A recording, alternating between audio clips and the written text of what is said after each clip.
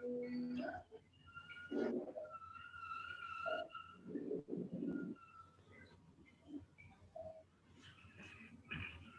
वालेकुम बच्चों।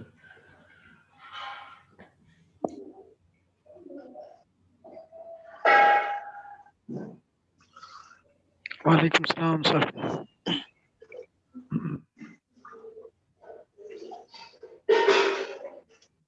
अच्छा जी, आज जो है वो हमने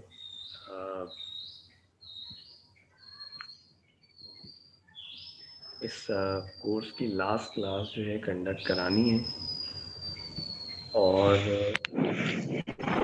उसका एग्जामिनेशन में वेटेज बहुत ज़्यादा होगा और मैं आज आपको पेपर पैटर्न भी बताने वाला हूँ किस तरह का पेपर होगा।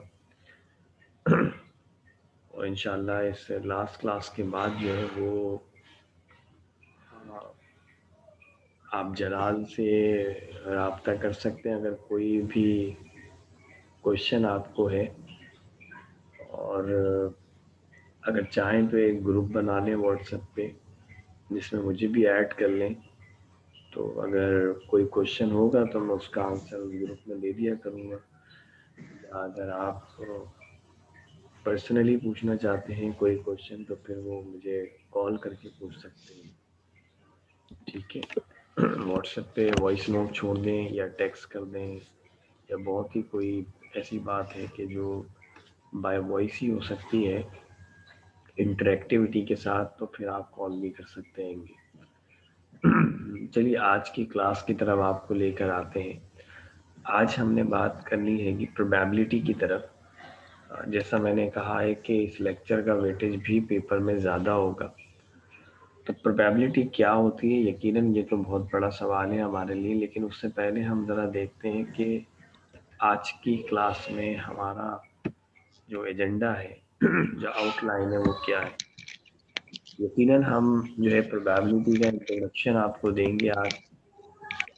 फिर कुछ टर्मिनोलॉजीज़ हैं जैसे सैम्पल स्पेस है, इवेंट है, एक्सपेरिमेंट है, इनकी डेफिनेशन आपको बताएंगे। फिर प्रोबेबिलिटी के कुछ रूल्स हैं, एडिशन रूल्स है, मल्टीप्लिकेशन रूल्स है, कंडीशनल प्रोबेबिलिटी है, इसके बारे में बात करेंगे। अब आज की क्लास के कंप्लीट होने पर हमें क्या ऑब्जेक्टिव्स जो है वो मिलेंगे, यानी लर्निंग ऑब्जेक्टिव्स क्या हैं। ऑब्वियसली हम आज की क्लास के बाद किसी भी एक्सपेरिमेंट के सैम्पल स्पेस को डिफाइन कर सकेंगे, किसी भी इवेंट की प्रोबेबिलिटी मालूम कर सकेंगे, क्लासिकल प्रोबेबिलिटी की डेफिनेशन के हिसाब से भी, और एम्पेरिकल प्रोबेबिलिटी की डेफिनेशन के हिसाब से भी। इसके अलावा हम जो है वो यहाँ प्रोबेबिलिटी के रूल्स भी अप्लाई कर सकेंगे, मल्टीप्लिकेशन के, एडिशन के, कंडीशनल प्रोबेबिलिटी। तो ये सारे हमारे पास जो हैं वो लर्निंग आउटकम्स होंगे आज की क्लास के। आइए शुरुआत करते हैं कि सैम्पल स्पेस क्या होता है।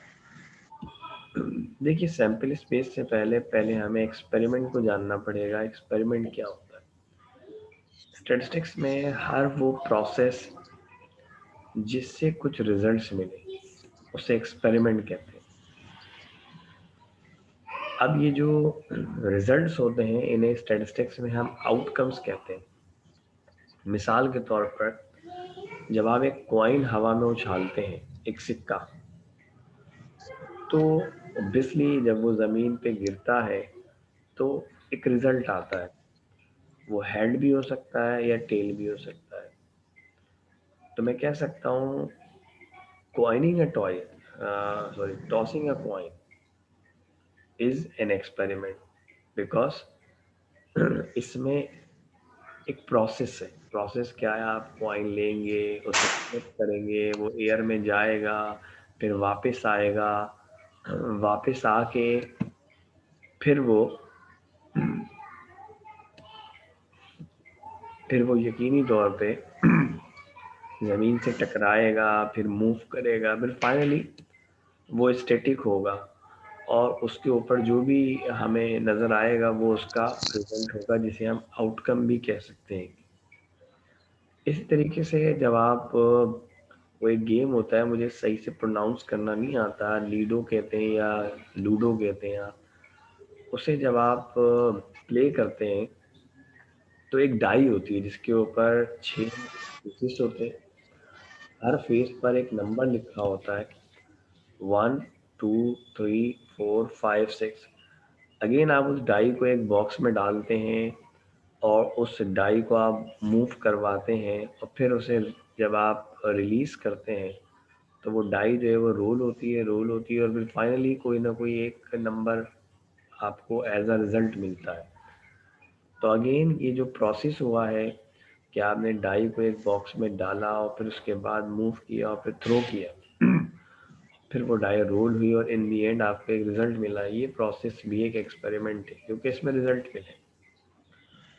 अब वो रिजल्ट जो होने चाहिए वेल डिफाइंड होने चाहिए। वेल डिफाइंड का मतलब हमें पता है कि डाई रोल करेंगे तो या तो 1 मिलेगा या 2 मिलेगा या 3 मिलेगा या 4 या 5 या 6, 7 नहीं मिल सकता, 10 नहीं मिल सकता अगर एक डाई आप रोल कर रहे हैं। तो जो रिजल्ट्स मिलते हैं वो आउटकम होंगी, और ये जो पूरा प्रोसेस है इसे हम एक्सपेरिमेंट कहते हैं। उसी तरीके से जब आप कोई मैच प्ले करते हैं क्रिकेट मैच, तो playing a cricket match is also an example of experiment.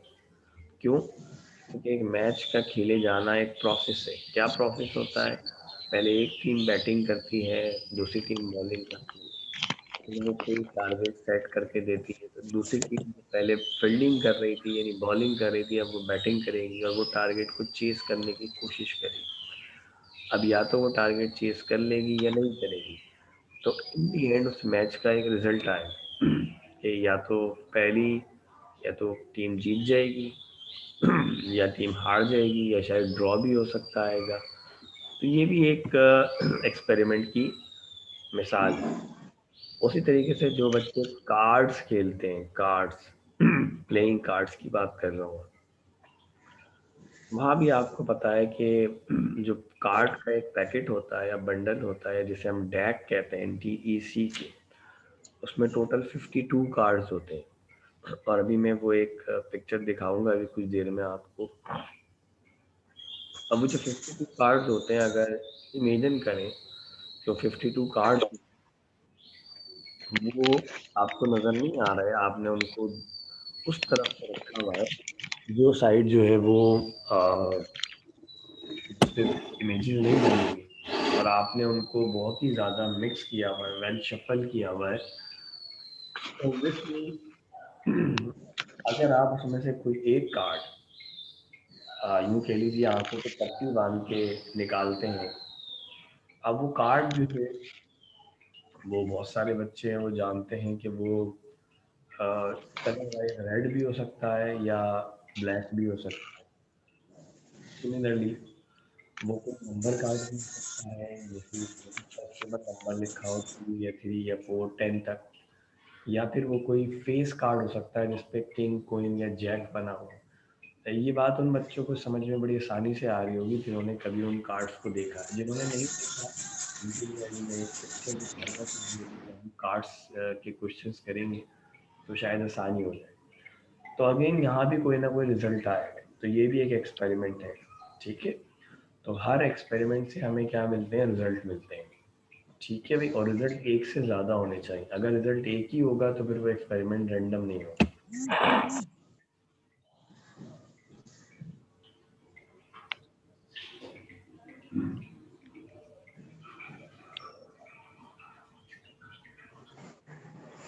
अब हम देखते हैं आगे जाके,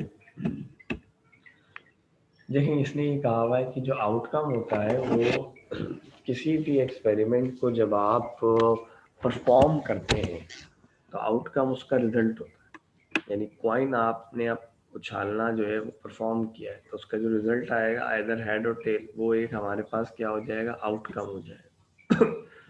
डाई आपने रोल करी, तो अब अगर 1 आ गया तो वो आउटकम है, 2 आ गया तो वो आउटकम है, 3 आ गया तो वो आउटकम है। ठीक है भाई, तो ये आउटकम होगा। जैसे कि आप देखें यहाँ वो कह रहा है, अगर आप हेडिंग पे बात करें तो वो कह रहा है ट्री डायग्राम है फॉर टॉसिंग 2 कॉइन्स। अब आप 2 कॉइन उछालते हैं तो हो सकता है पहला कॉइन, ये फर्स्ट कॉइन आप उछालें तो हेड आ जाए या टेल आ जाए। अब मान लें कि पहले कॉइन को हम उछालते हैं तो हेड आ जाता है, पहले कॉइन पे क्या आ गया, हेड। अब यहीं से हम दूसरा कॉइन उछालते हैं तो हो सकता है उस पर भी हेड आ जाए या फिर उस पर टेल आ जाए। तो इस तरह जब आप दोनों कॉइन को टॉस करेंगे तो एक पॉसिबिलिटी है दोनों पर हेड आ जाए, ऐसा, यानी यूं जाएंगे आप यहाँ से हेड और ये हेड। एक पॉसिबिलिटी है कि पहले पर हेड आए दूसरे पर टेल आ जाए, या हो सकता है पहले पर टेल आया और अब दूसरे को उछाला तो हेड या टेल आ गया। तो क्या अब two coin उछाले या तो हेड होगा या टेल होगा। जब आप एक डाई रोल करेंगे तो 1 2 3 4 5। उसी तरह अगर आपसे एक क्वेश्चन पेपर दिया गया है जिसमें ट्रू या फॉल्स है, बस खाली या तो हमारे जो क्वेश्चंस हैं वो या तो ट्रू हैं या फॉल्स हैं, तो यकीनी तौर पे जो ऑप्शन होगा वो आप क्या कहेंगे भाई, या तो ट्रू है या फॉल्स है। जब आप दो कॉइन को उछालते हैं तो यहाँ एक आउटकम तब कहलाएगा जब दोनों कॉइन आएगा, तो दोनों कॉइन का result may be head head आ जाए या हेड टेल या टेल हेड या टेल टेल आ जाए।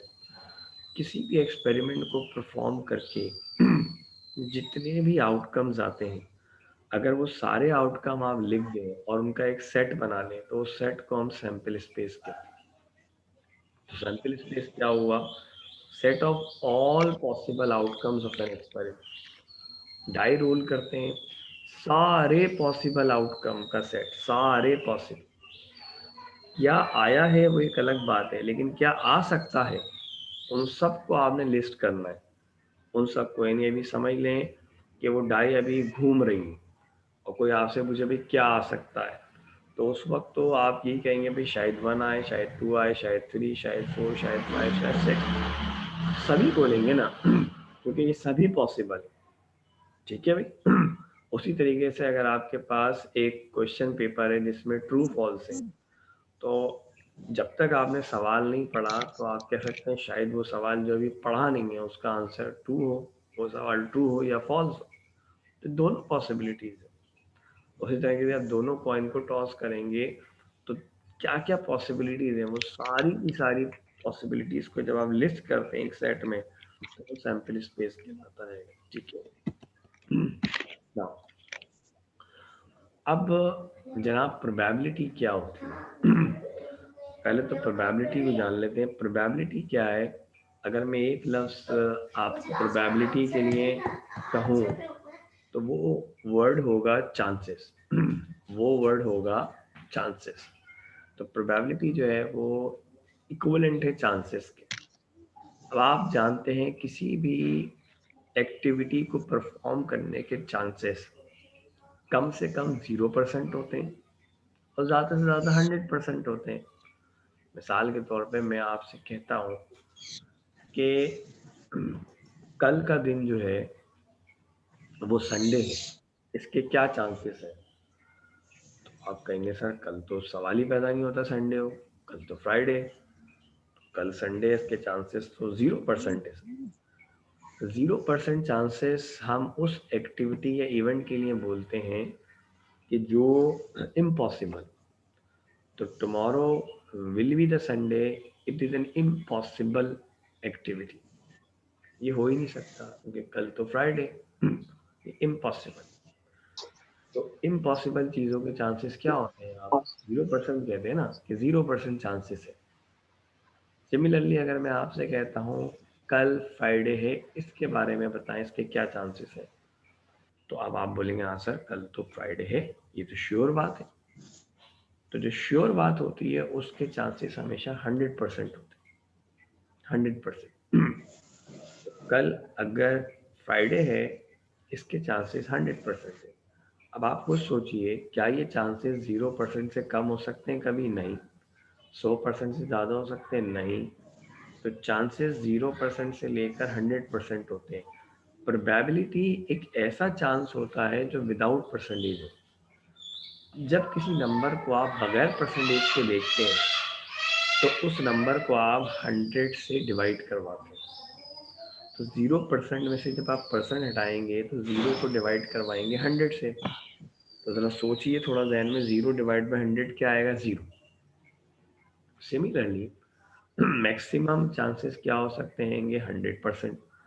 अब अगर मैं इस 100% में से परसेंट हटाऊं तो 100 डिवाइड हो जाएगा 100 से, तो 100 डिवाइड बाई 100 1 हो जाएगा। इसका मतलब ये हुआ कि प्रोबेबिलिटी 0 से 1 होती है, 0 से 1 होती है। अब कुछ ऐसी भी एक्टिविटीज़ होती हैं जो ना तो इम्पॉसिबल होती हैं ना श्योर होती हैं। उनमें कुछ सर्टेनिटी होती है, कुछ अनसर्टेनिटी होती है। वो हो भी सकती हैं और नहीं भी हो सकती हैं। उसके बारे में आप पूरे यकीन से नहीं कह सकते कि ये हो ही नहीं सकता, और ये भी नहीं कह सकते कि ये होकर ही रहेगा। जैसे जैसे मिसाल के तौर पर कोई आपसे अगर ये बात कहे कि जनाब स्टैटिस्टिक्स का पेपर जो है वो 20 दिसंबर को होगा। अब अभी तक क्योंकि टाइम टेबल शेयर नहीं हुआ है हमारे से, तो हम ये भी नहीं कह सकते कि नहीं जी 20 दिसंबर को तो हो ही नहीं सकता, और हम ये भी नहीं कह सकते कि 20 दिसंबर को होगा। तो कुछ चांसेस होंगे कि पेपर हो जाए, कुछ चांसेस होंगे कि पेपर ना हो। ठीक है जी। तो यहाँ पर हम कह सकते हैं कि हमारी प्रोबेबिलिटी जो है वो 0 और 1 के दरमियान होगी, क्योंकि जो एक्टिविटी है कि 20 दिसंबर को पेपर हो जाए वो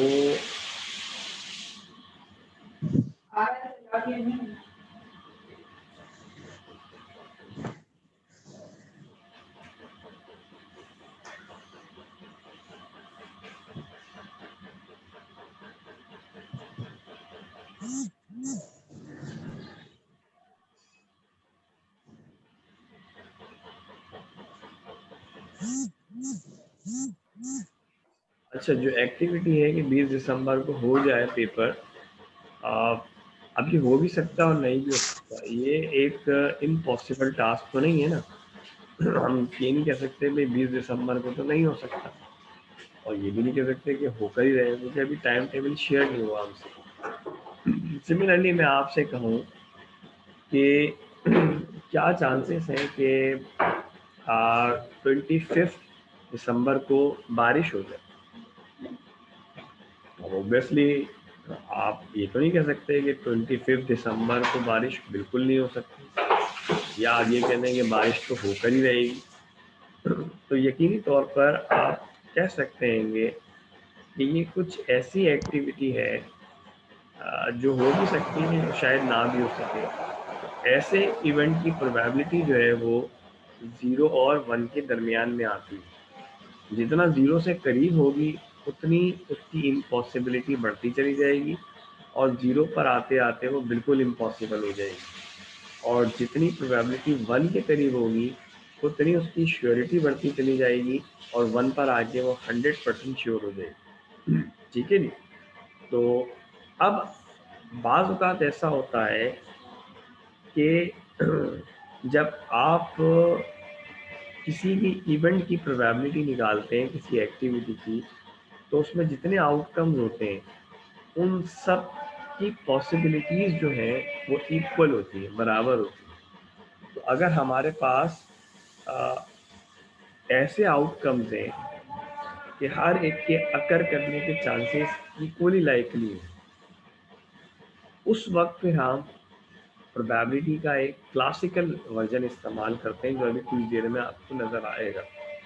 लेकिन ये तब लगेगा, ये फार्मूला क्लासिकल प्रोबेबिलिटी का तब लगेगा जब हम श्योर हों कि हमारे सैंपल स्पेस में सारे आउटकम जो हैं उनके अकर करने के चांसेस इक्वल हैं, एक जैसे। मिसाल के तौर पे मैंने कहा था अभी आपसे कॉइन टॉस। तो कॉइन जब आप टॉस करते हैं तो या तो हेड आता है या फिर टेल आता है। अगर हेड आता है तो उसके चांसेस भी 50% है, टेल आता है तो उसके चांसेस भी 50% होते हैं। ठीक है जी। तो अगर तो हमारे पास ऐसे इवेंट्स हैं कि जिनके चांसेस जो है वो बराबर रहेंगे, तो फिर वहां पर हम क्लासिकल प्रोबेबिलिटी इस्तेमाल कर रहे होते हैं। That is, equally likely events are events that have the same probability of occurring. जैसे टेल आने के चांसेस भी 50% है और हेड आने के चांसेस भी 50% है। अब हम क्लासिकल प्रोबेबिलिटी को कैसे कैलकुलेट करेंगे? इसके लिए हम देखते हैं कि जो हमारा इवेंट है, यहाँ इवेंट का मतलब है जिसकी प्रोबेबिलिटी आप निकालना चाहते हैं, उस इवेंट में कितने आउटकम्स हैं उन्हें गिन लें, और जो हमारा सैंपल स्पेस है उसमें कितने आउटकम्स हैं उन्हें गिन लें, तो हमें क्या मिल जाएगी? Probability of an event E मिल जाएगी। अभी इवेंट ई कहा है, कोई से ए कह दे, बी कह दे, मुझे एतराज नहीं।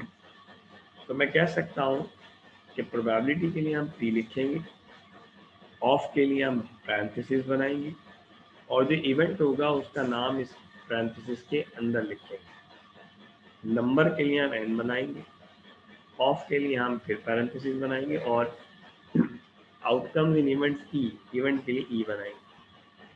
फिर नंबर के लिए एन लिखेंगे, ऑफ के लिए पैरेंथेसिस, और हमेशा टोटल आउटकम सैंपल स्पेस से मिलेंगे, क्योंकि सैंपल स्पेस वो सेट होता है जिसमें सारे पॉसिबल आउटकम्स हैं, तो सैंपल स्पेस लिख देंगे। पर ये फार्मूला तब इस्तेमाल होगा जब आपको यकीन हो कि आपके सैंपल स्पेस में तमाम के तमाम आउटकम्स के अकर करने के चांसेस बराबर हों। अब ये बात समझ में आएगी आपको ज़्यादा एग्जाम्पल से।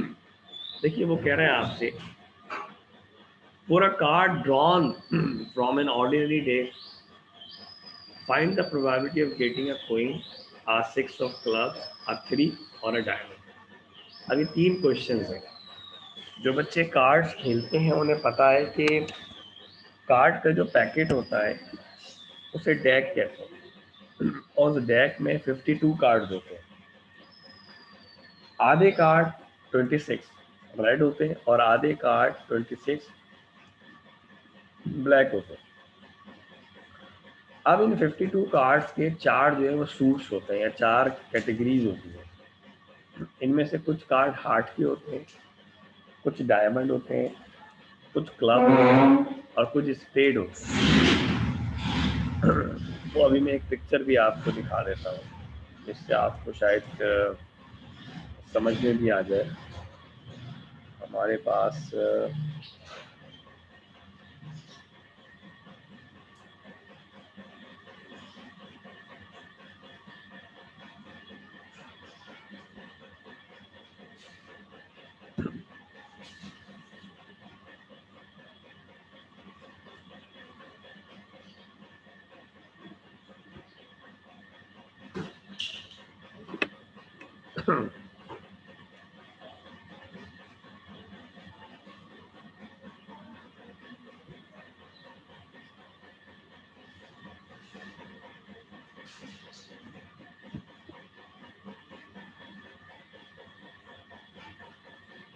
ये देखिए,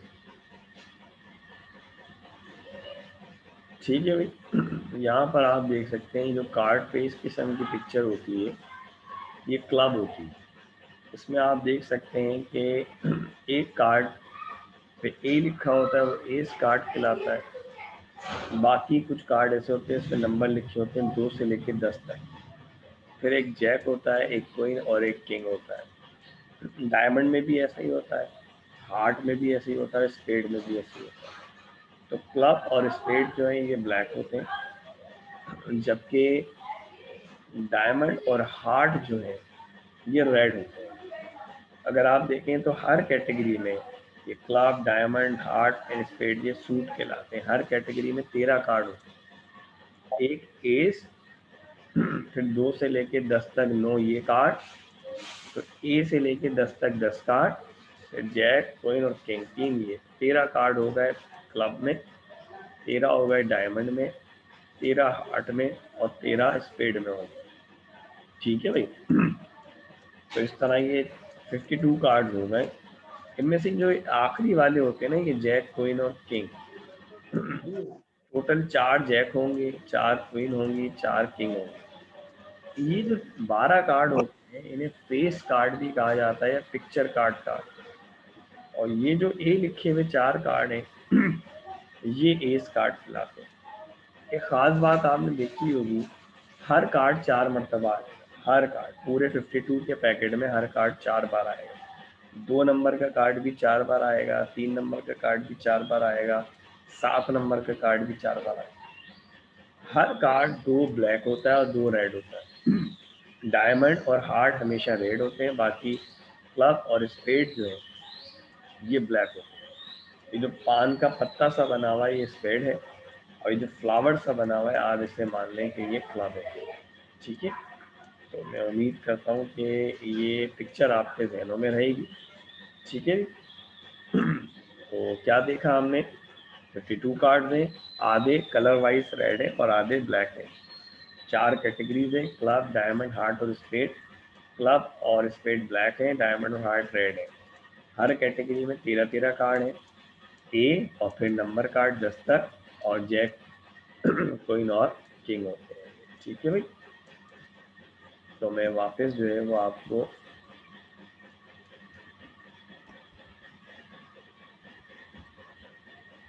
लेकर जा रहा हूँ।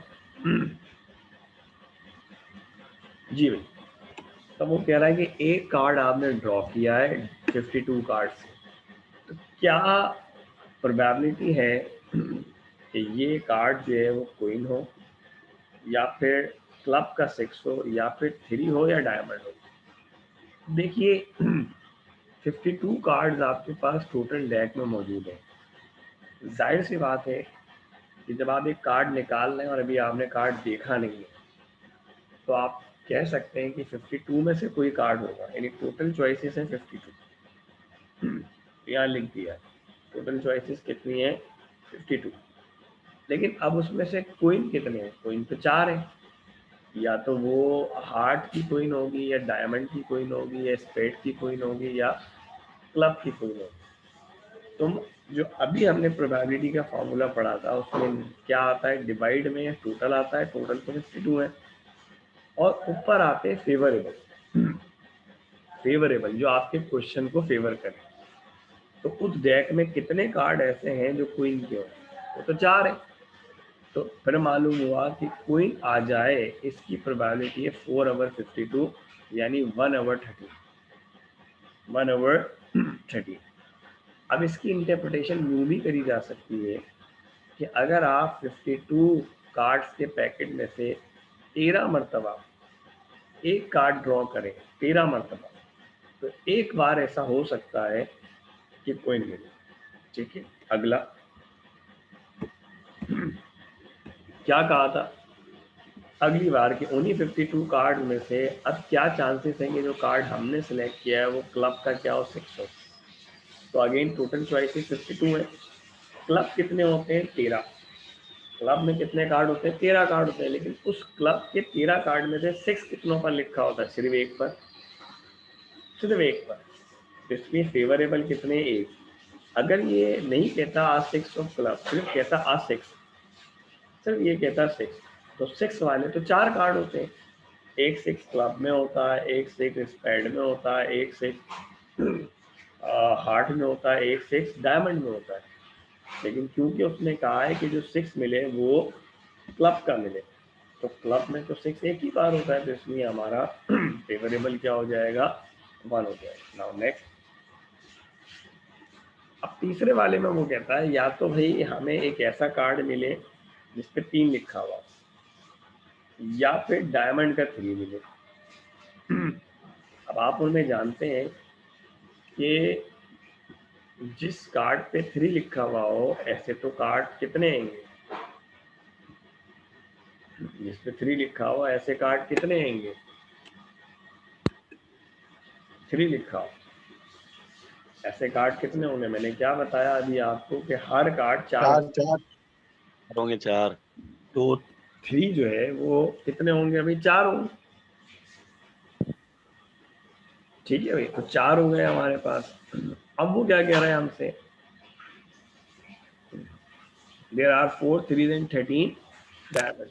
उन्होंने हमसे कहा है कि या तो 3 हो तो 3 वाले तो 4 कार्ड है, या डायमंड हो। अब डायमंड के कितने कार्ड है आपको पता है, डायमंड के तो 13 कार्ड है। तो 3 कितने हैं, 3 नंबर वाले कार्ड कितने हैं, 4, और डायमंड वाले कितने हैंगे, 13। तो फिर 4 और 13 कितने हो गए, 17 हो गए। लेकिन जरा गौर करिए कि जो आपने कहा कि 3 नंबर वाले 4 कार्ड है, उसमें एक कार्ड डायमंड का भी तो आ गया ना।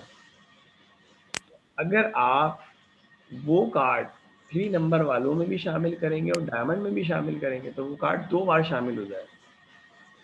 उसे आपने 2 बार तो शामिल नहीं करना, एक ही बार करना है। इसका मतलब ये हुआ कि हम एक बार उस कार्ड को सब्ट्रैक्ट करेंगे जो 3 में भी है और डायमंड में भी है, तो उसे एक बार सब्ट्रैक्ट करेंगे तो 17 हो गए थे, 17 में से एक सब्ट्रैक्ट कर देंगे 16।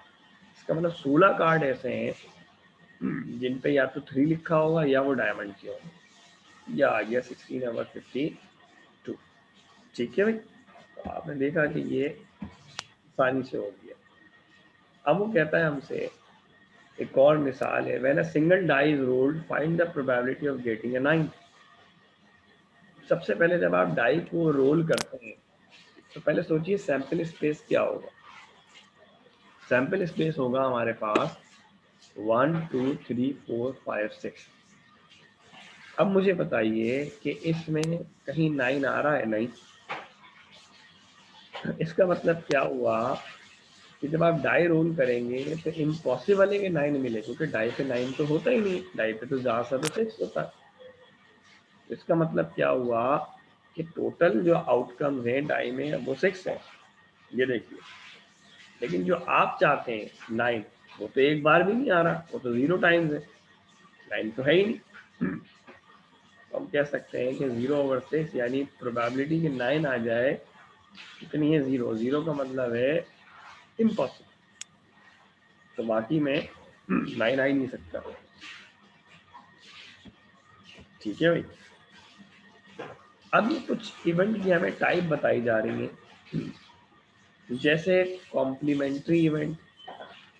कॉम्प्लीमेंट्री इवेंट क्या होता है, मैंने आपसे कहा कि मान लीजिए हमारा पूरा जो रेक्टेंगल बना हुआ है, ये पूरा का पूरा रेक्टेंगल जो है ये हमारा सैंपल स्पेस, ऐसे ऐसे इसमें इतने हिस्से में हम इंटरेस्टेड हैं, हम चाहते हैं इसकी प्रोबेबिलिटी निकालें, तो ये इवेंट है।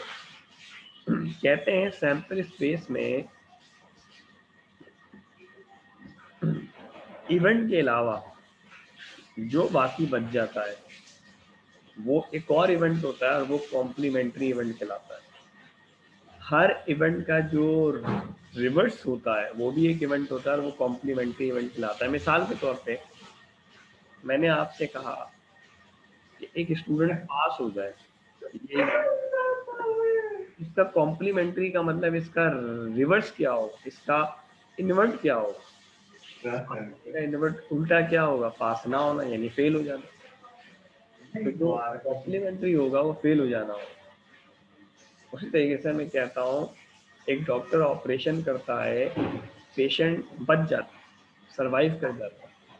तो सरवाइव कर जाना अगर एक इवेंट है तो फिर मर जाना यानी नॉट सरवाइव करना दूसरा इवेंट होगा।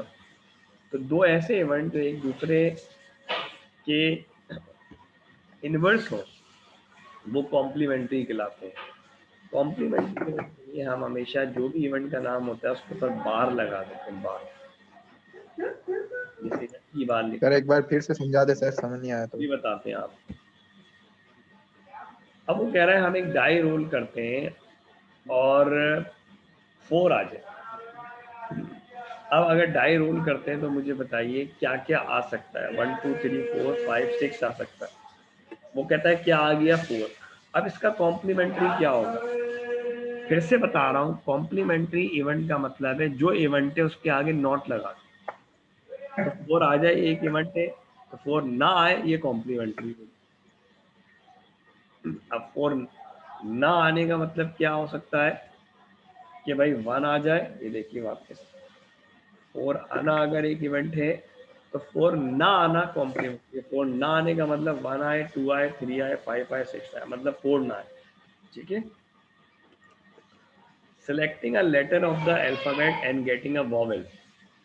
आप जो अंग्रेजी के 26 लेटर हैं आप जानते हैं उनमें से कुछ वॉवेल हैं कुछ वॉवेल नहीं है। तो अगर वॉवेल मिलता है तो ये एक इवेंट है।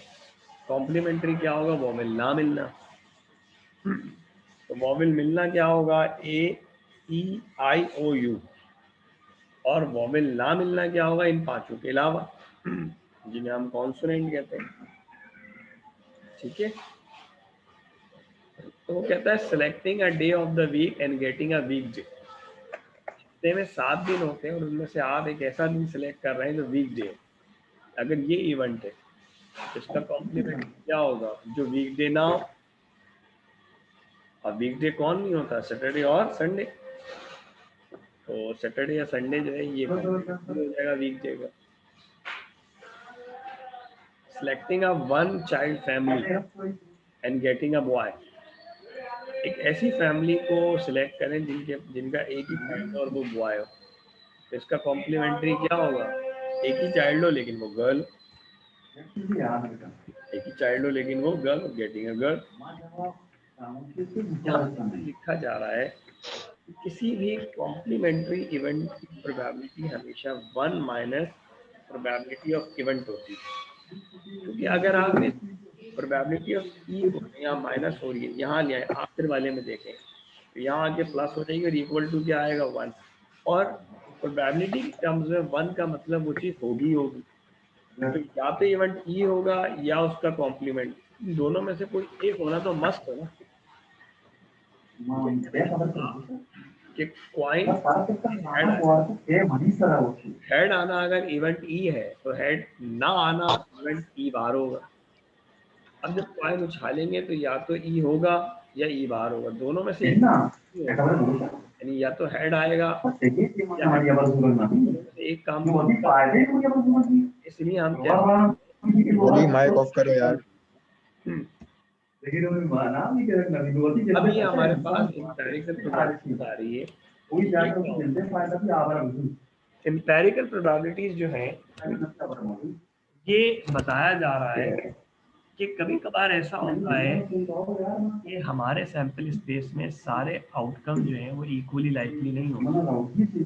अगर तो इक्वली लाइकली हैं तो हम क्लासिकल डेफिनेशन इस्तेमाल कर सकते हैं। बात औक़ात ऐसा होता है कि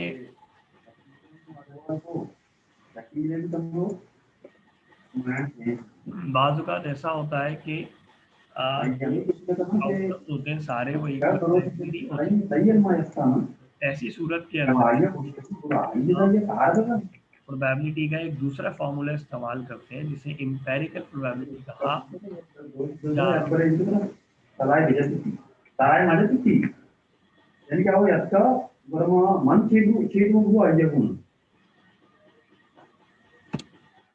इंपेरिकल प्रोबेबिलिटी इस्तेमाल करते हैं। जैसे कि क्या करेंगे आप ये देखेंगे कि आप इंटरेस्ट क्लास में होगा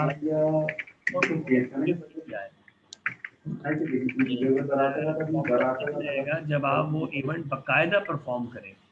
बाकायदा जैसे in a sample of 50 people had type blood, had type A blood, 5 had type B blood, blood. Set up a frequency distribution. पहले तो एक टेबल बना लें, उसमें एक तरफ ब्लड ग्रुप दूसरी तरफ उनकी फ्रीक्वेंसी। सर वली का माइक ऑन है सर, आपकी आवाज नहीं आ रही ठीक तरीके से। जैसे कि ये बना हुआ है, ब्लड टाइप ए वाले कितने 22, टाइप बी वाले कितने 5, AB वाले कितने 2 और O वाले कितने 21। ये टोटल हो गए हमारे पास 50। अब वो कह रहा है हमसे find the following probabilities for the previous example. कहते हैं क्या चांस है कि एक शख्स को आप इनमें से सेलेक्ट करें और वो पर्सन क्या हो? टाइप O ब्लड वाला हो। अब देखिए दुनिया में अगर ये चारों ब्लड ग्रुप है, हम पॉजिटिव नेगेटिव की अभी बात नहीं कर रहे, AB और O, तो क्या पूरी दुनिया में जितने टाइप A वाले हैं उतने ही टाइप B वाले हैं, उतने ही AB वाले O वाले? नहीं, इसका मतलब है यहाँ अगर ये हमारे आउटकम है, ए ब्लड वाला मिले, बी वाला मिले, ए बी वाला मिले, ओ वाला, तो इन आउटकम्स के अकर करने के चांसेस इक्वल नहीं है। तो यहाँ क्लासिकल डेफिनेशन नहीं लगेगी, बल्कि यहाँ इंपेरिकल डेफिनेशन लगेगी। इंपेरिकल का मतलब है जो एक्सपेरिमेंट से मिले। तो हमने अभी पीछे एक्सपेरिमेंट किया ना, एक ऑब्जर्वेशन लिया जिसमें हमने देखा कि ओ वाले जो हैं वो 21 है और ए बी वाले जो हैं वो 2 है। साफ नजर आ रहा है ये सब इक्वल नहीं है। लेकिन ये कैसे पता चला होगा? आपने 50 लोगों का कोई सैंपल लिया होगा, 50 लोगों से आपने बात करी होगी, उनसे उनका ब्लड ग्रुप पूछा होगा, तो उनमें से 22 लोगों ने ए कहा होगा, 5 ने बी कहा, 2 ने ए बी कहा और 21 ने ओ कहा।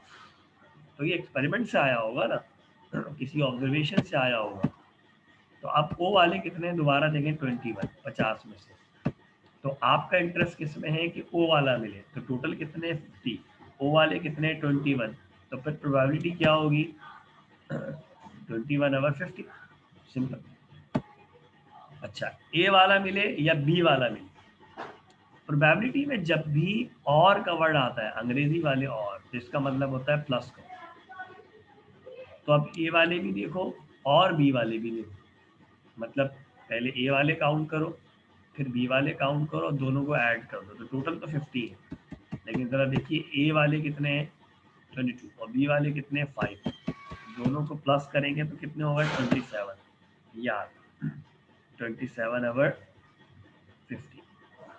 तो प्रोबेबिलिटी में जब भी और आएगा, इसका मतलब जिस जिस के दरमियान और लगा हुआ है सबकी प्रोबेबिलिटीज अलग अलग निकालो और उन्हें ऐड करो। ठीक है। अभी हमारे पास एक और इवेंट की टाइप आई है और ये है mutually exclusive events. Mutually exclusive events कौन से होते हैं? ऐसे दो इवेंट जो एक साथ कभी अकर ना कर सकते, वो कहलाते हैं म्यूचुअली एक्सक्लूसिव इवेंट्स। मिसाल के तौर पर मैं कहता हूँ कि एक इवेंट है कि कल फ्राइडे और दूसरा इवेंट है कि कल सैटरडे। अब क्या ये मुमकिन है कि कल ये दोनों इवेंट हो जाए? कभी मुमकिन नहीं। या तो कल फ्राइडे है या कल सैटरडे, दोनों नहीं हो सकते।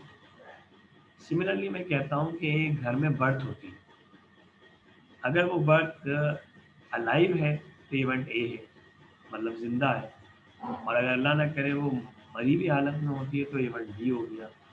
अब क्या ये मुमकिन है कि एक बर्थ हो और वो जिंदा भी हो मरी भी हो? नहीं हो सकता। तो ये दोनों इवेंट म्यूचुअली एक्सक्लूसिव है।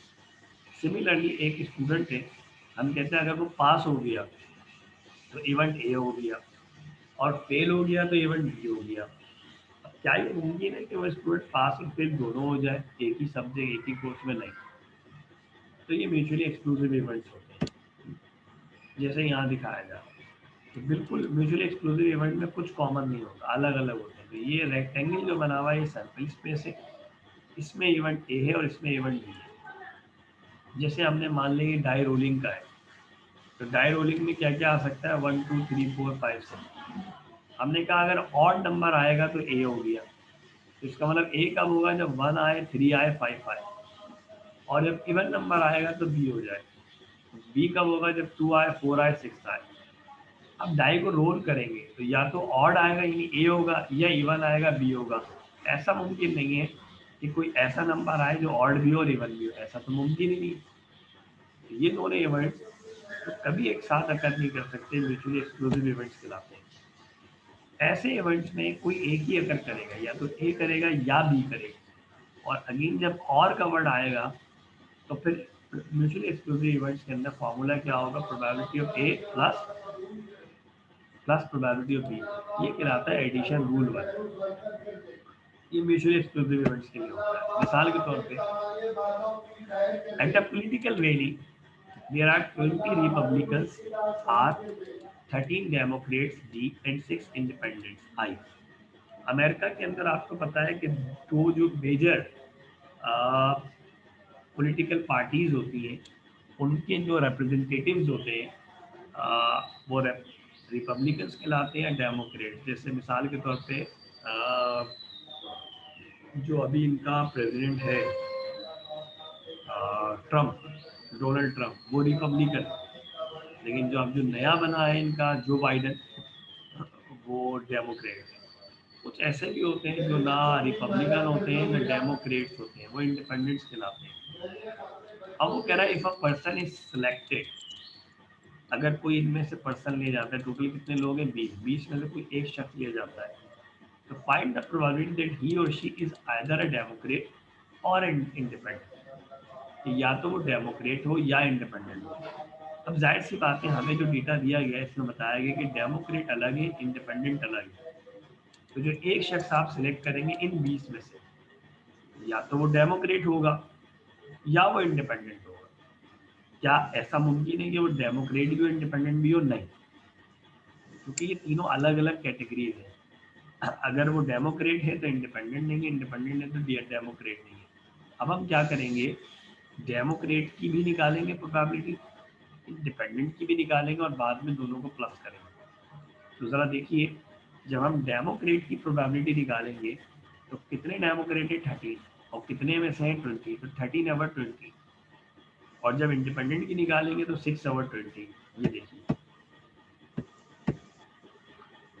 तो डेमोक्रेट की है 13/39 और 6/10, सॉरी ये 39 इसलिए आया क्योंकि टोटल लोग जो हैं, ये मैं गलत पढ़ रहा था, 20 रिपब्लिकन है, 13 डेमोक्रेट्स हैं और 6 इंडिपेंडेंट हैं। यानी टोटल जो लोग हैं हमारे पास वो 39। इन 39 में से हमने 39 में से हमने एक शख्स को सिलेक्ट करना है। अब या तो वो डेमोक्रेट हो या फिर वो इंडिपेंडेंट हो। हमारे पॉलिटिकल सिनेरियो में आप कह दें कि वो रिपब्लिकन का मतलब आप कह दें पीटीआई का हो, डेमोक्रेट का मतलब आप कह दें कि पीएमएलएन का हो, इंडिपेंडेंट का मतलब आप कह दें पीपल्स पार्टी का हो। तो इस तरह टोटल कितने लोग हैं, 20, 13 और 1, सॉरी 6, 20, 13 और 6 यानी 39। 39 में से या तो आप रिपब्लिकन सॉरी डेमोक्रेट लेते हैं जो 13 है, या इंडिपेंडेंट लेते हैं। अब जैसा मैंने पहले कहा कि डेमोक्रेट आता है या इंडिपेंडेंट आता है, ये दोनों म्यूचुअली एक्सक्लूसिव इवेंट्स हैं। यानी ऐसा मुमकिन नहीं है कि कोई एक शख्स इन 39 में से आप सिलेक्ट करें वो डेमोक्रेट भी हो and at the same time वो इंडिपेंडेंट भी हो, ऐसा नहीं हो सकता। ठीक है ना।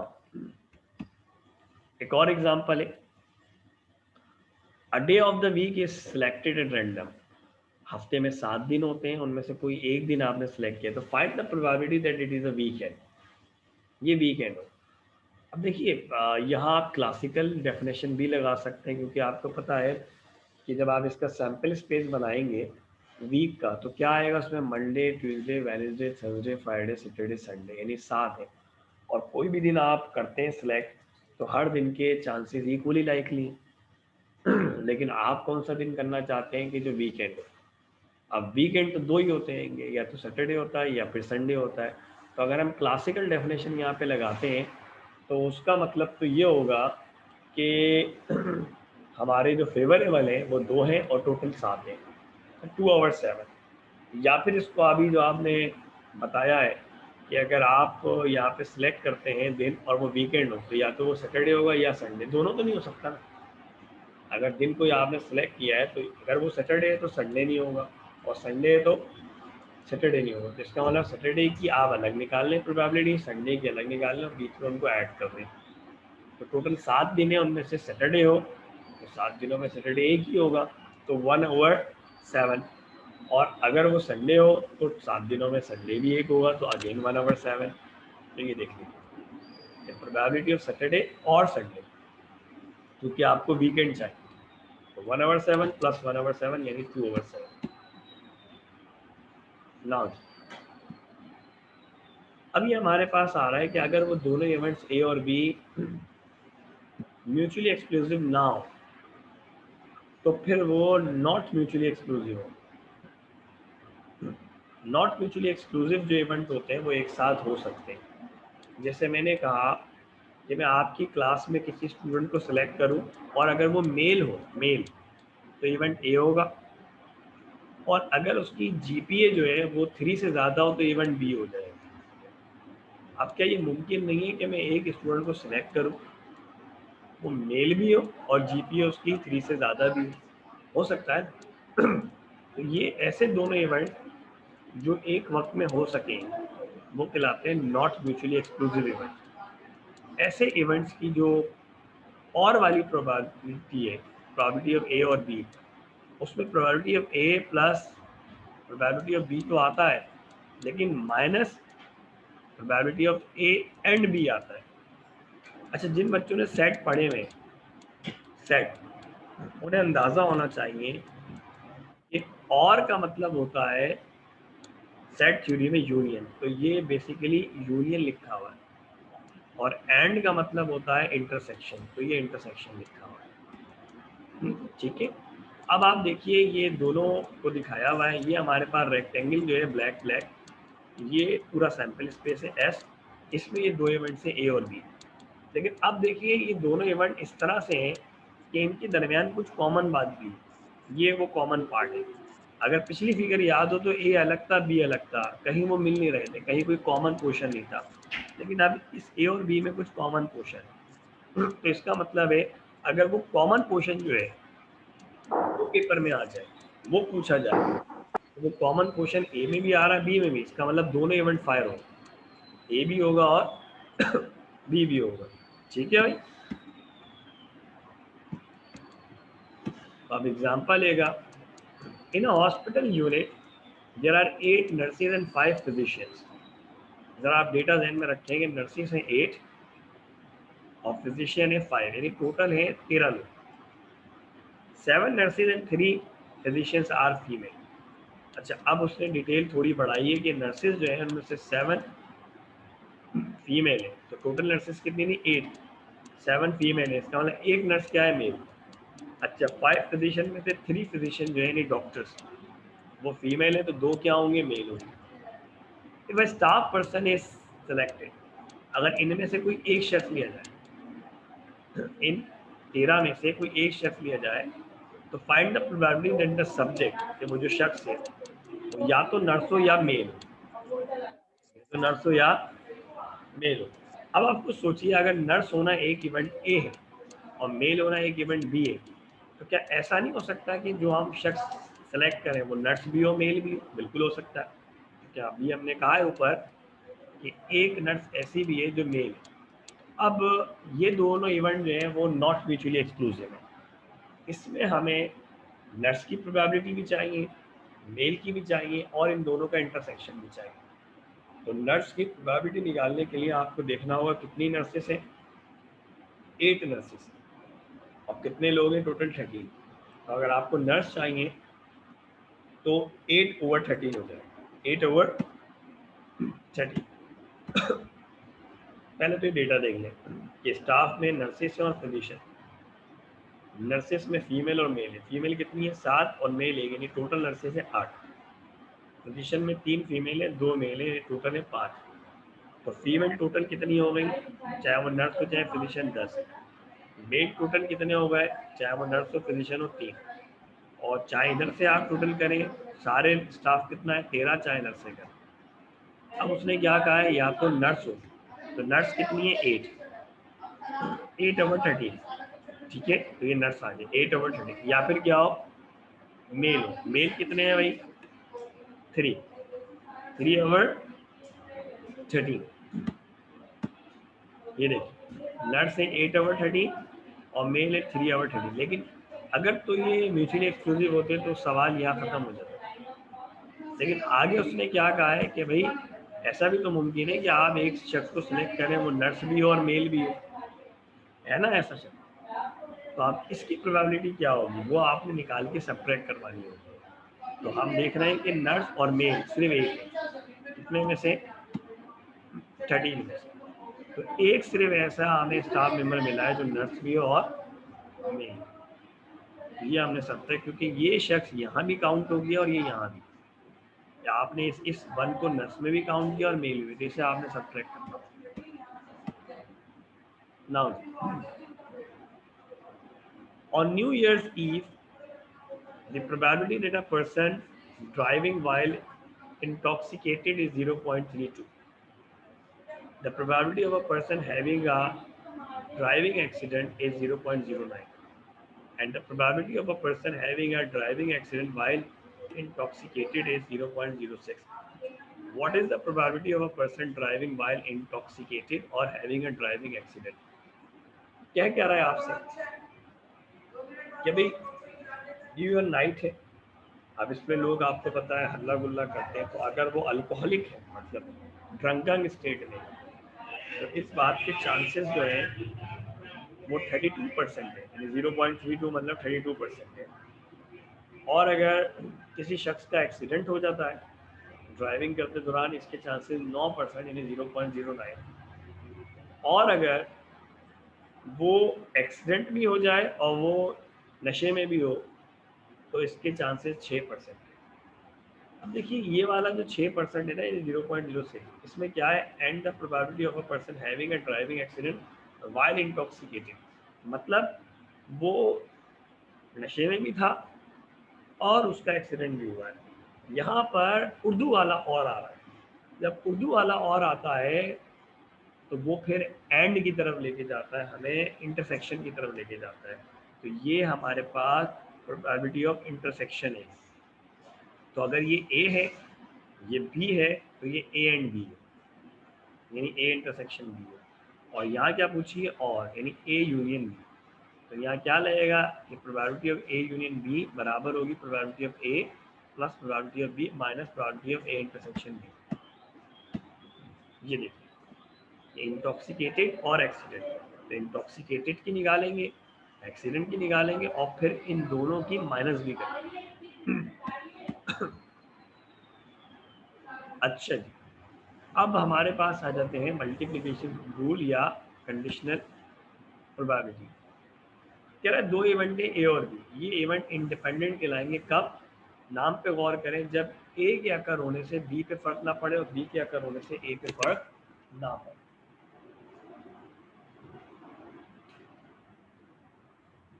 मिसाल के तौर पे मैं आपसे कहता हूं कि इवेंट ए जो है वो हैगा कि अमेरिका में इलेक्शन होते हैं और जो बाइडेन जीत जाए, ये इवेंट ए है। और बी इवेंट है कि स्टैटिस्टिक्स के पेपर में 20 लोग पास हो गए। तो मुझे बताइए कि अगर वहाँ जो बाइडेन जीत जाता है इलेक्शन या जीत गया, तो इससे यहाँ पास होने वाले स्टूडेंट पे कोई फ़र्क पड़ा है? कोई फ़र्क नहीं पड़ा। या यहाँ पर अगर 20 स्टूडेंट पास हो जाए यहाँ, तो क्या वहाँ इलेक्शन में जो बाइडेन जीत जाएगा उस पर फ़र्क पड़ेगा? नहीं। ये इंडिपेंडेंट। अगर इवेंट्स इंडिपेंडेंट हैं, जैसे मिसाल दे रहा है वो कि rolling a die and getting a 6, आप एक डाई रोल करें और 6 मिले और दोबारा डाई रोल करें और अब क्या मिले, 3 मिले, ये इंडिपेंडेंट इवेंट है। बिल्कुल सही बात है। वो लूडो खेलते दौरान आप एक डाई को रोल करें और आपको 6 मिल जाए और अगली बार 3 मिल जाए, तो क्या अब की बार 3 इसलिए मिला है क्योंकि पिछली बार 6 आया था? नहीं। सेकेंड टाइम में 3 मिलने का फर्स्ट टाइम में 6 मिलने से कोई ताल्लुक नहीं। सेकेंड टाइम में कुछ भी मिल सकता था, बाई चांस 3 मिल गया। आप ये नहीं कह सकते कि क्योंकि फर्स्ट टाइम 6 मिला इसलिए सेकेंड टाइम 3 मिलेगा। अगर ऐसा है तो फिर हर बार ऐसा ही होना चाहिए, लेकिन हर बार ऐसा नहीं होगा। ठीक है, तो when two events A and B are independent, the probability of both occurring is, अब देखिए both का वर्ड आ जाए, एंड का वर्ड आ जाए, इंटरसेक्शन का वर्ड आ जाए, तो आप यहाँ पर आते हैं A and B. A and B का मतलब है इंटरसेक्शन। इंटरसेक्शन, अगर इवेंट्स इंडिपेंडेंट हैं तो इंटरसेक्शन की प्रोबेबिलिटी निकालने के लिए हम उन दोनों की प्रोबेबिलिटीज़ को मल्टीप्लाई करवा देते हैं। तो ए की प्रोबेबिलिटी निकालें, बी की निकालें और मल्टीप्लाई करवा दें। A card is drawn from a deck and replaced, आपने वो 52 पैकेट के बंडल में से एक कार्ड निकाला, देखा और रखवा दिया। Then a second card is drawn, और फिर दोबारा एक कार्ड निकाला। Find the probability of getting a coin and then an ace। अब वो कह रहा है कि क्या चांसेस हैं कि पहली बार जो कार्ड निकाला वो कोइन हो और दूसरी बार जो निकाला वो एस हो। अब देखिए अगर आप कोइन निकालते हैं तो लेट से वो इवेंट क्यू है और एस निकालते हैं वो इवेंट ए है, तो क्या हम ये कह सकते हैं कि पहली बार अगर हमने कार्ड निकाला वो कोइन आया तो दूसरी बार हर हाल में एस आएगा? नहीं। तो सेकंड टाइम एस आ जाए, इसका ताल्लुक इस बात से नहीं कि पहली बार कोई ना आया था, कोई ताल्लुक नहीं। हो सकता है पहली बार जैक आ गया और दूसरी बार भी कोई ना आ गया।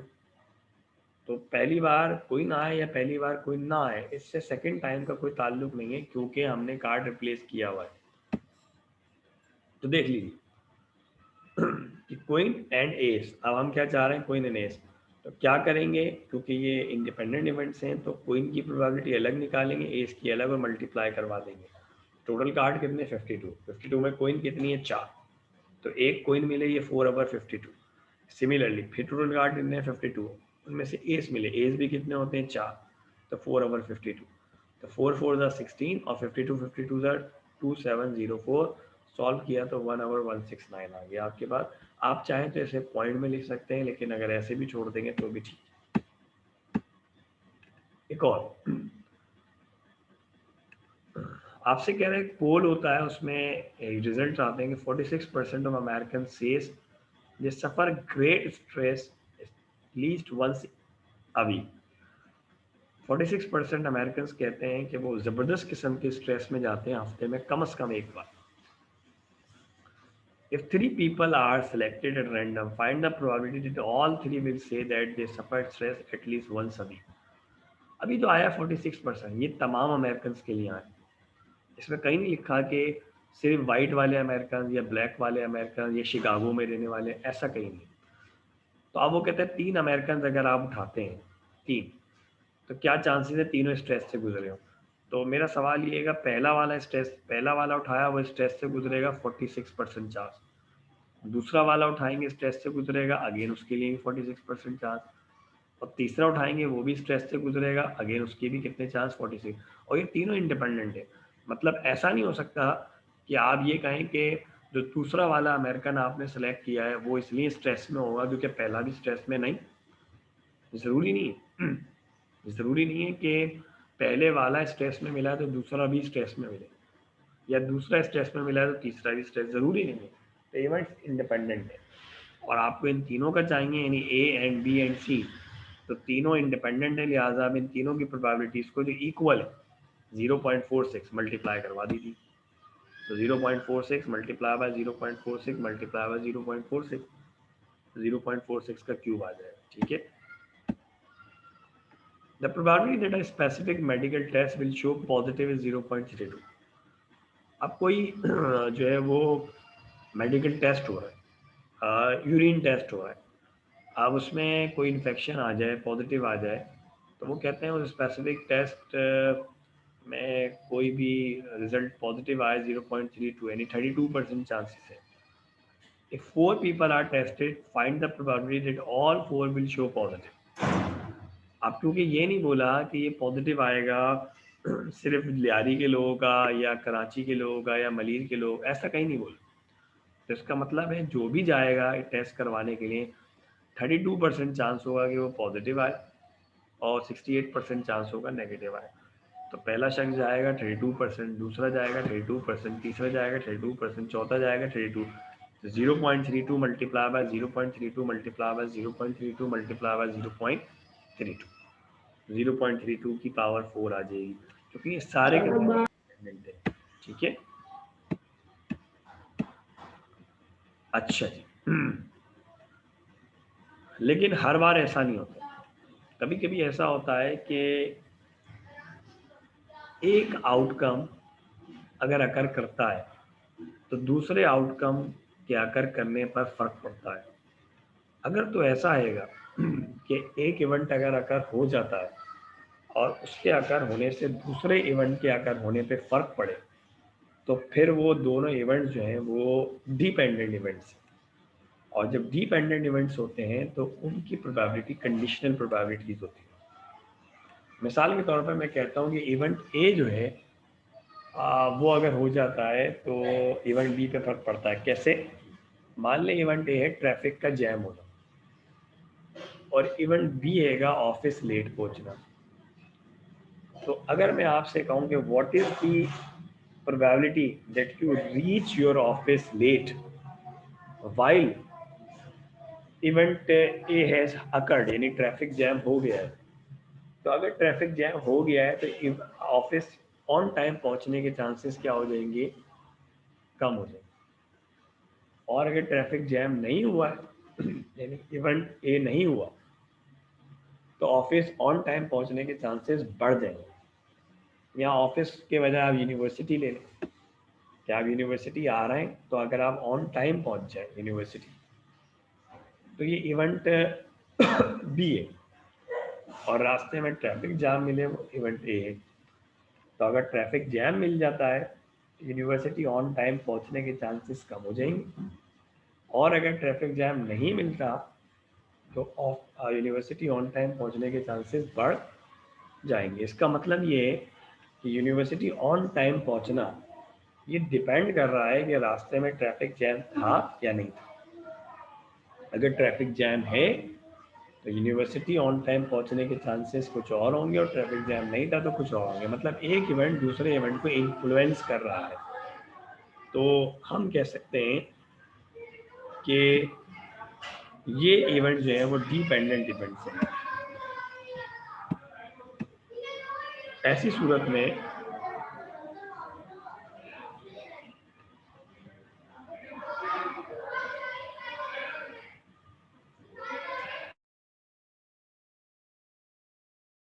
एक्सक्यूज मी सर, सर एक बात कहनी थी।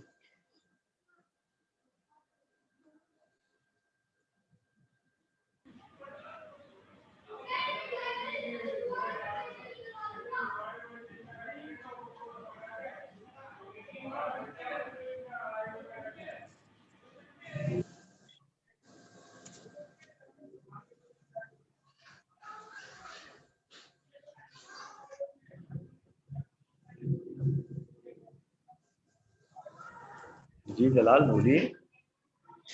सर मैं ये पूछ रहा था कि क्या आप हमें ये स्लाइड्स दे सकते हैं सर, जो जिससे भी मैं आप पढ़ा रहे हैं। आपको स्लाइड्स, कोई मसला नहीं। ओके सर, मुझे आप भेज दें, मैं फिर ग्रुप में इन मैं सबको भी आपको भेज स्लाइड्स दूंगा। भेज देता हूँ, ठीक है। ओके सर, थैंक यू आपको सर। स्लाइड्स भेज देता हूँ। अच्छा जी, तो मैं आपसे बात कर रहा था कि देखिए ये यहाँ पे बड़ी अच्छी मिसाल दे रहे हैं। When the outcome or occurrence of the first event affects the outcome or occurrence of the second event in such a way that the probability is changed, the events are रेज to be dependent, or said to be dependent. मैंने वही बात कही थी आपसे कि अगर एक इवेंट के होने से दूसरे इवेंट पे फर्क पड़ जाए तो वो डिपेंडेंट है। अगर तो फर्क नहीं पड़ता तो इंडिपेंडेंट है। उस सूरत में हमने काम सीख लिया। लेकिन अगर फर्क पड़ता है तो डिपेंडेंट है। जैसे having high grades and getting a scholarship are dependent event. बिल्कुल सही बात है। आप किसी बाहर अप्लाई करते हैं या यहाँ पाकिस्तान में भी अप्लाई करते हैं स्कॉलरशिप के लिए, और आपके ग्रेड्स अच्छे हैं, तो जिन जिन बच्चों के ग्रेड्स हाई होंगे उनको स्कॉलरशिप मिलने के चांसेस ज़्यादा होंगे, और जिनके ग्रेड्स लो होंगे उनके स्कॉलरशिप मिलने के चांसेस कम हो जाएंगे। तो ये जो दोनों इवेंट्स हैं कि हाई ग्रेड होना और स्कॉलरशिप का मिलना, ये दोनों डिपेंडेंट इवेंट्स, ठीक है।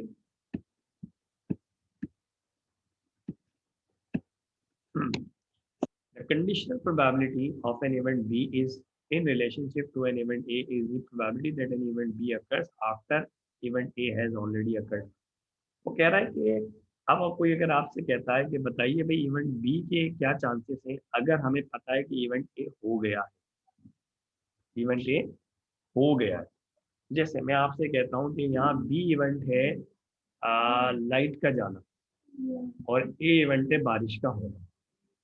तो अब मैं ये कह रहा हूँ कि what is the probability that light will be gone if rain if it has been raining, या if it has rained। अगर बारिश हो गई है तो लाइट जाने के क्या चांसेस है। आप सभी जानते हैं कि जैसे ही एक हल्का सी भी बूंद पड़ती है तो फौरन के इलेक्ट्रिक वाले एक्टिव हो जाते हैं, वो लाइट बंद कर देते हैं, तो काफ़ी ज़्यादा हो जाएंगे। तो ये ऑब्वियसली जो है, अगर तो लाइट बारिश हो जाती है तो लाइट जाने के चांसेस बहुत बढ़ जाएंगे, और बारिश नहीं होती तो लाइट जाने के चांसेस उतने नहीं बढ़ेंगे। The notation for the conditional probability of B given A is, ये देखिए इसकी नोटेशन ये होती है, बड़ी इंपॉर्टेंट है। इसमें P का मतलब है का प्रोबेबिलिटी आप जानते हैं, पैरेंथेसिस का मतलब है ऑफ। B कोई इवेंट है, ये जो एक आपको फॉरवर्ड स्लैश दिख रहा है ना, फॉरवर्ड स्लैश, ये जो आपको बल्कि स्लैश का साइन दिख रहा है, फॉरवर्ड स्लैश तो नहीं कहूँगा, स्लैश का साइन, वर्टिकल स्लैश, ये यहाँ पर पढ़ा जाता है गिवन दैट। इस साइन को हम पढ़ते हैं गिवन दैट, और फिर ये, तो इसको पूरे को पढ़ा जाएगा probability of occurring event be given that event A has already occurred. मतलब बी के अकर होने के क्या चांसेस हैं, जबकि मालूम है कि ए हो चुका है, ए हो चुका है। तो जो इस स्लैश के बाद आएगा ना, वो इवेंट हो चुका है, और जिससे पहले होगा उसके चांसेस मालूम करने हैं आप। ठीक है, this does not mean B divide by A, ये देखिए लिख दिया है, इसका मतलब बी डिवाइड बाय ए नहीं है, ये डिवाइड का साइन नहीं है यहाँ, ये इसको यहाँ गिवन दैट पढ़ा जाता है। ठीक है, तो when two event A and B are dependent the probability of both. अब देखिए अगर डिपेंडेंट है तो फिर ए एंड बी की प्रोबेबिलिटी क्या होगी, probability of A multiply by probability of, वहाँ क्या था, बी था ना, यहाँ बी नहीं होगा, गिवन ए आए। ये जो गिवन ए वाला है पार्ट, ये उस वक्त नहीं आएगा जब ये इवेंट इंडिपेंडेंट हो। अगर इंडिपेंडेंट है तो ये स्लैश और ये हट जाएगा, ये वाला ये हट जाएगा, लेकिन अगर डिपेंडेंट है तो फिर ये भी आएगा। ठीक है, तो जो यहाँ पर होगा ना, वही यहाँ गिवन के बाद होगा। अगर यहाँ बी है तो फिर यहाँ बी हो जाएगा और यहाँ ए हो जाएगा। ठीक है, ये बात आगे समझ में आ जाएगी। कह रहा है in shipment of 25 microwave ovens 2 are defective. कहीं बाहर से कोई 25 माइक्रोवेव ओवन की शिपमेंट आई है, उसमें से 2 जो है खराब है, यानी 23 science non defective. If 2 events are randomly selected and tested, अगर इन 25 में से आप 2 ओवंस को ले लेते हैं, टेस्ट करते हैं, find the probability that both are defective, क्या चांसेस है कि दोनों क्या हो, डिफेक्टिव हो। If the first one is not replace after it has been tested. अब ये देखिए एक बड़ी इंपॉर्टेंट बात बोल रहा है, वो कह रहा है कि अगर आप कैसे करेंगे, टेस्टिंग कैसे करेंगे, भाई 25 है ना, 2 आपने लिए, तो पहले आपने एक को टेस्ट किया, टेस्ट करने के बाद आपने फैसला कर लिया कि ये डिफेक्टिव है या नहीं। अब आपने क्या करा, अगला जो आपने माइक्रोवेव ओवन निकाला, ये जो पहला वाला जो आपने निकाला था, इसको वापस नहीं रखा, बल्कि अगला जो आपने निकाला है वो बाकी में से निकाला है। यानी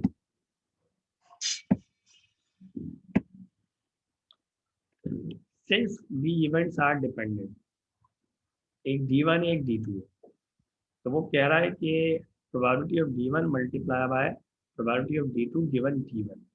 ये क्या मतलब है, वो कह रहा है पहला आपको डिफेक्टिव मिला। अब पहले के डिफेक्टिव मिलने के चांसेस क्या है, 2/25, सबको पता है कि 25 में वो कितने थे, 2, लेकिन ये पहला डिफेक्टिव आ गया। अब पहला डिफेक्टिव आ गया, इसका मतलब क्या है कि अगला भी डिफेक्टिव आए, अगला भी डिफेक्टिव आए। अब यहाँ देखिए, यहाँ प्रॉब्लम है, प्रॉब्लम यहाँ क्या है, अब आपने पहले वाले को वापस नहीं रखवाया, यानी यूँ समझ लीजिए पहला वाला इवेंट आपको डिफेक्टिव मिला, उसे आपने बाहर भेज दिया। अब जो बचे हुए बाकी हैंगे वो 25 नहीं है, 24 है, तो अगला जो है वो 24 में से आए। ठीक है, और 24 में से उसके डिफेक्टिव होने के अब 1 है। 1 क्यों, क्योंकि 2 डिफेक्टिव में से पहला जो डिफेक्टिव आया वो तो बाहर हो गया ना, तो अब डिफेक्टिव भी तो एक बचे, तो टोटल में से भी एक कम हो गया और डिफेक्टिव में से भी एक कम हो गया।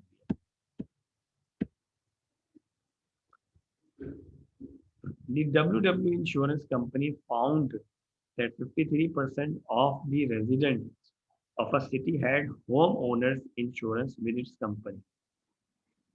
Of these clients, बल्कि ये आप खुद देखिएगा, मैं ये स्लाइड दे दूंगा ना आपको,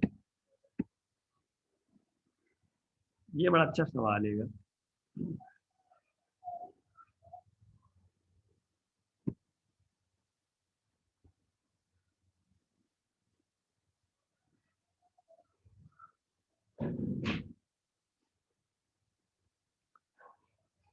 कह रहे आपके पास 2 बॉक्सेस हैं, box 1 box 2। Box 1 contains 2 red balls and 1 blue ball.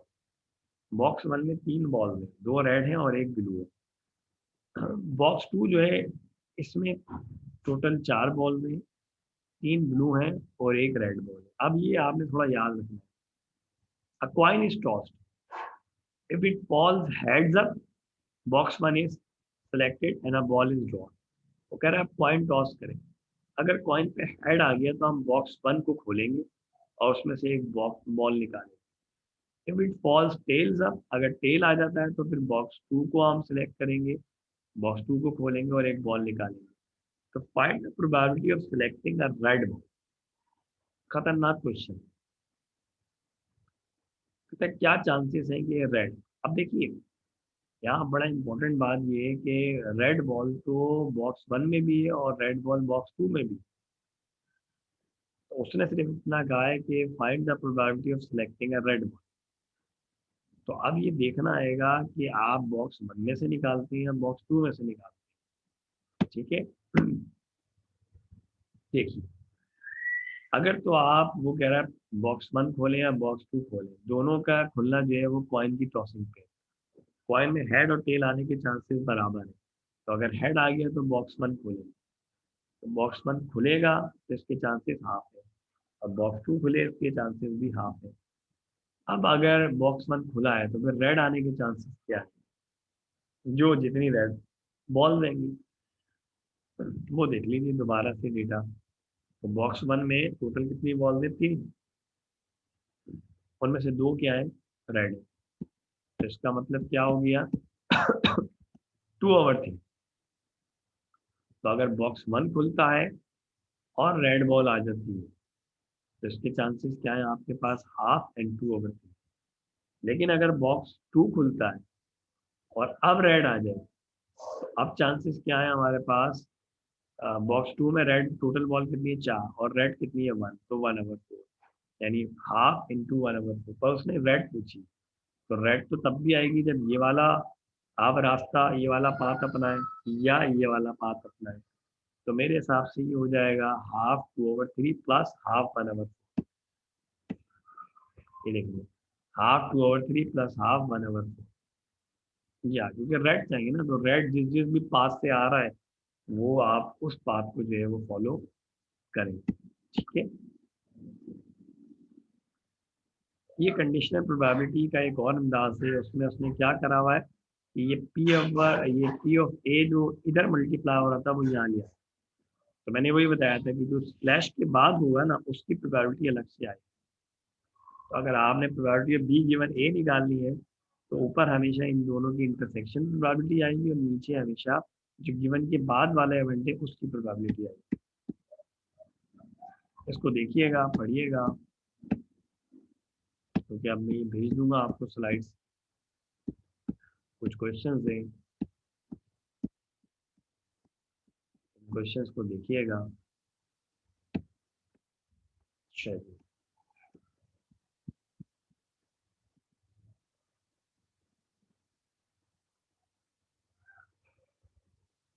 अच्छा, मैं अब जो है वो पेपर के बारे में आपको बताया था। यहाँ हम अपनी इस क्लास को तो ख़त्म कर रहे हैं, स्लाइड्स में भेज दूंगा जलाल को और बाकी भी भेज दूंगा स्लाइड्स। अच्छा सर, ये लास्ट क्लास है तो सर पेपर के हवाले से थोड़ा सा बस कुछ बता दें सर। पेपर में बताया था, पेपर में आपके 5 क्वेश्चन होंगे, 5 क्वेश्चन। ठीक है,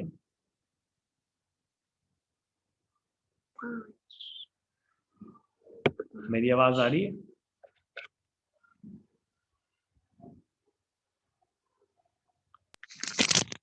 आप लोग मुझे सुन रहे हैं? जी जी जी सर। सर। ठीक है, यस सर, आ रही है।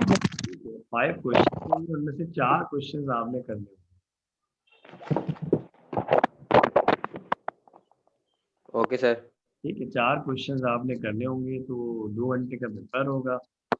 उनमें से एक क्वेश्चन लाजमी रेगुलेशन कोरिलेशन से होगा, पूरा क्वेश्चन।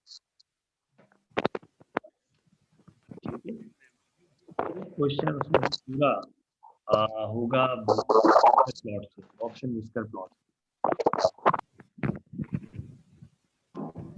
2 क्वेश्चन होगा, एक क्वेश्चन पूरा होगा उसमें वो जो हमने मीन मीडियन मॉड पढ़ा था ना,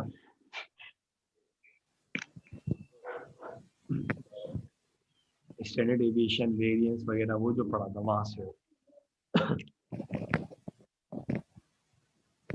ठीक है,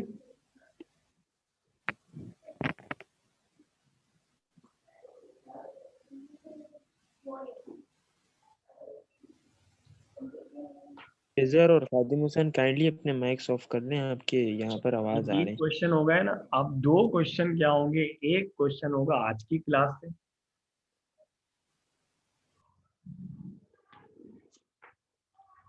एक क्वेश्चन आज की क्लास से हो, और एक क्वेश्चन होगा पिछली क्लास से काउंटिंग टेक्निक्स। ठीक है, ओके सर, ओके सर। तो ये सर 5 ये आज वाले चैप्टर बस आप वो भेज दें स्लाइड्स, और इंशाल्लाह हो जाएगा। मिलता हूँ, कोशिश करिएगा। आज की क्लास से मतलब मेरा मतलब है कि आज की क्लास के टॉपिक से, ये नहीं कि यही क्वेश्चन हो। जी सर, जी सर, हाँ, ओके। टॉपिक यही होगा। मतलब एक क्वेश्चन पूरा आपको मिलेगा, किससे, प्रोबेबिलिटी से एक क्वेश्चन मिलेगा आपको पूरा काउंटिंग। सर एक बार रिपीट कर दें सर, समझ नहीं आया, आवाज नहीं आ रही थी, माइक्स ओपन थे बाकी सबके। अच्छा, मैं बताता हूँ आपको। मैंने कहा था कि एक टोटल 5 क्वेश्चन होंगे, उनमें से 4 क्वेश्चन आपने अटेम्प्ट करने होंगे। हर क्वेश्चन जो है वो 12.5 मार्क्स का होगा, 12.5 नंबर का होगा। ठीक है, अब उसमें पार्ट्स होंगे, पार्ट्स के आगे नंबर नहीं लिखे होंगे, वो मैं जिस दिन पेपर ले रहा हूँ उस दिन बता दूंगा कौन सा पार्ट कितने नंबर का है। ठीक है, बस आप सिर्फ इतना याद रखें कि हर क्वेश्चन 12.5 मार्क्स का होगा। एक क्वेश्चन पूरा रिग्रेशन कोरिलेशन से होगा, उसमें 2 पार्ट हो, 3 पार्ट हो, 4 पार्ट।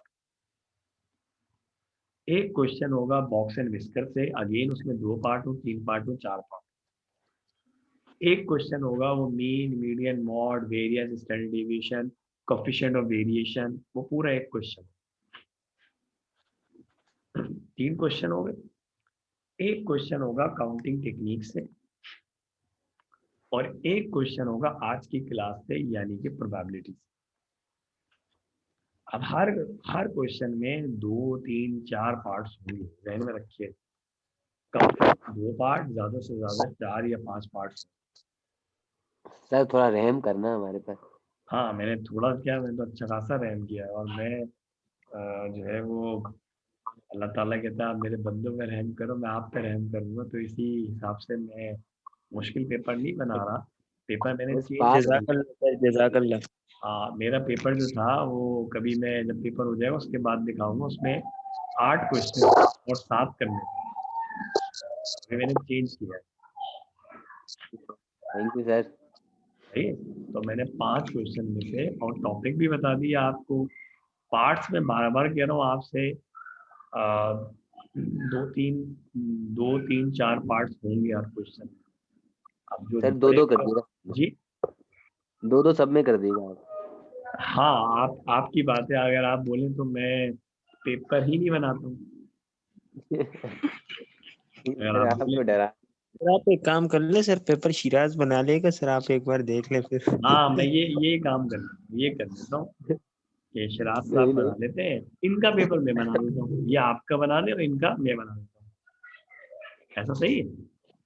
सही है सर। नहीं, ऐसा सही नहीं है। अच्छा, चले, बहरहाल जो है सर जलाल के पास जो है वो मेरी कांटेक्ट जो है डिटेल है। तो कोई जलाल से अगर वो कांटेक्ट डिटेल लेके मुझसे पर्सनली कांटेक्ट करना चाहे किसी क्वेश्चन के लिए, किसी भी क्वेश्चन के लिए, तो वो कर सकते हैं। और मेरी तरफ से आप सबको बड़ी बड़ी बेस्ट विशेस है। Good luck for the paper. और मैं ये स्लाइड जो है वो सारी जो है वो भेज देता हूँ जलाल साहब को। ठीक है जी, तो मैं ये मीटिंग यहाँ ओके पे सर, एंड थैंक कर यू। रहा हूँ। कोई भी क्वेश्चन है अभी तो कर ले, नहीं तो मीटिंग एंड कर। बस सर आप अपना ख्याल रखिएगा, कोरोना से अच्छा थोड़ा सा बच जलाल, के मुझे रहिएगा। एक स्क्रीनशॉट भी भेजिएगा, आज कितने लोग थे? 21 लोग आ रहे हैं हमारे पास, मतलब 20 लोग हैं।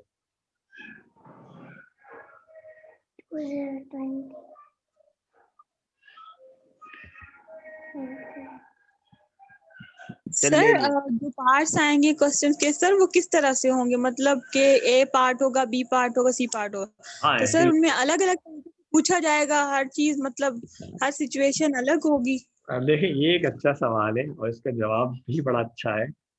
रिग्रेशन, कोरिलेशन और बॉक्स एंड विस्कर वो तो रिलेटेड होंगे। अगर ए पार्ट नहीं होगा तो ना बी होगा, ना सी होगा, ना डी होगा, वो तो भूल जाएगा। लेकिन जो काउंटिंग टेक्निक है और जो आज का लेक्चर है इसमें सारे पार्ट्स अलग अलग है। मतलब ए पार्ट अलग है, बी अलग है, सी अलग है, सब अलग अलग है।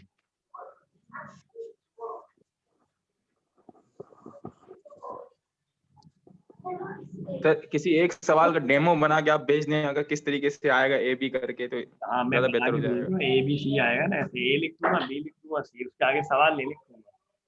नहीं सर, आप एक काम कर ले, इखलास भी पेपर बना लेगा सर, फिर आप दोनों का देख ले, शिराज के इखलास का, जिसका अच्छा हो बस वही वो हो जाए। सर हाँ मैं मैं बोल रहा हूँ आप सिर्फ डेमो बना के दिखा दें कोई कि इस और तरीके इन से दोनों आएगा। के पेपर में बना एक देता हूँ, सवाल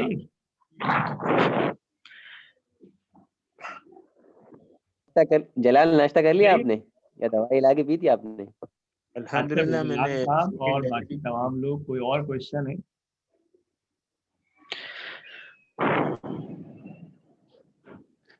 अरे क्लास भाई सही कह रहे थे कि कोई क्वेश्चन बना के सेंड कर दें। हाँ वो मैं करूँगा ना, जिस दिन पेपर होगा उस दिन पूरे सर एक पेपर सारे क्वेश्चन बना के भेज दूंगा। ऐसे तो आप कह सर रहे हैं कि पेपर से पहले बोला सिर्फ एक सवाल का कोई डेमो बना के आप भेज दें बस। अब या भाई मैं डेमो बताऊं क्या किस तरीके बना से के आएगा। भेजूं यार, अजीब सी बात कर रहा हो यार।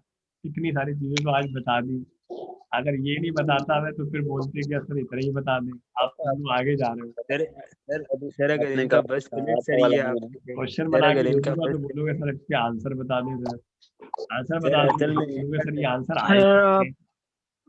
सर अगर इनका बस चले आपसे ये 5 ईयर भी हाँ, मांगेंगे लेकिन लास्ट मेरे लैपटॉप की बैटरी जो है ना वो लो हो रही है।